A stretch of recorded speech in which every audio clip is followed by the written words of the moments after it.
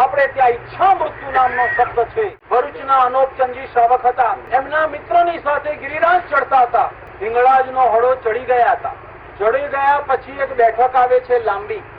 હિંગળાજનો હળો ચડી જઈએ એટલે ઉપર ચોક આવે છે. એ ચોકની વચ્ચે પ્રદક્ષિણા ફરી શકાય એવી મોટી જગા છે. ખૂણા ઉપરમાં એક પરબ છે અને એ પગલાની સામે એક લાંબી મોટી બેઠક છે. એ ખૂણા ઉપરથી પરબ પાસેથી જો નીકળી જઈએ તો જૂના રસ્તે થઈને શ્રી પૂજની ટૂંક આગળ ભેગા થઈ જવાય અને નવા હાથે નીકળીએ તો ડાબા હાથે નીકળીએ તો પગથિયા ચડીને જવાય. જૂના રસ્તા બંધ થયા, દુર્ઘટનાઓ બનવા માંડી, પણ મહાવીર સ્વામીના ચરણ પાદુકાની એક દેરી જે જૂના રસ્તે જોહારતા હતા એ જૂના રસ્તે રહી ગઈ. પેઢીને ભલામણ કરી કે હવે ત્યાં જતા નથી તો દેરીને આ બાજુથી આ બાજુ ટ્રાન્સફર કરો. અનોપચંદજી આ એડ્રેસ પરની અંદરમાં બેઠા હતા. પાછળ ટેકો દેવાની જગા છે. ટેકો દઈને આમ નજર કરીએ તો પાછળમાં 9 ટૂંકના દેરાસરો દેખાય. આ બાજુ આદાના આદેશ્વર દાદાની સુખ દેખાય. નિત્ય પુણ્ય સલિયા એવા શત્રુંજી નદીના નીર દેખાય. આવા સુરમ્ય વાતાવરણની વચ્ચે ગિરિરાજના શિખરોને જ્વારતા જ્વારતા અનોપચંદના મોઢામાંથી શબ્દો નીકળી ગયા.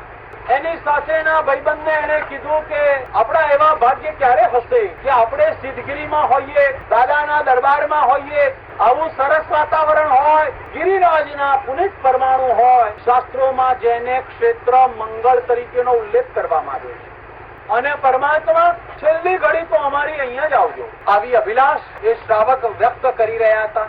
એમના ભાઈબંધે કહ્યું કે અનોપચંદ, અલ્યા તું તારી ચિંતા કરે છે, મારી તો ચિંતા કર.